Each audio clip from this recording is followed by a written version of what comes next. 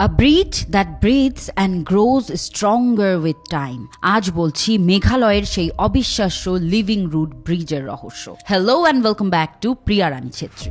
মেঘালয়ের ঘন জঙ্গলে যেখানে বৃষ্টি থামতেই চায় না, সেখানে সাধারণ লোহার বা কাঠের ব্রিজ কয়েক বছরেই নষ্ট হয়ে যায়। But the Khasi and Jaintia tribes found a genius solution. তারা রাবার গাছের শিকড়গুলোকে বাঁশের কাঠামোর মধ্য দিয়ে নদীর এক পাশ থেকে অন্য পাশে নিয়ে যায়। And the magic begins. এই শিকড়গুলো নিজে থেকেই একে অপরের সাথে পেঁচিয়ে শক্ত হতে শুরু করে। আশ্চর্যের বিষয় হলো এই ব্রিজগুলো বানাতে 10 থেকে 15 বছর সময় লাগে, কিন্তু এগুলো 500 বছরেরও বেশি টিকে থাকে।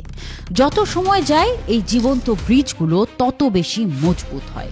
এমনকি একসাথে 50 জন মানুষও এই ব্রিজের উপর দিয়ে হেঁটে যেতে পারে। It's the perfect harmony between humans and nature. কোনো সিমেন্ট নেই, কোনো স্টিল নেই, স্রেফ জীবন দিয়ে তৈরি এই সেতু। Isn't it amazing? মেঘালয়ের এই জীবন্ত সেতুর উপর দিয়ে হাঁটতে চান? কমেন্টে জানান। আমি প্রিয়া রানী ছেত্রী, দেখা হবে পরের ভিডিওতে।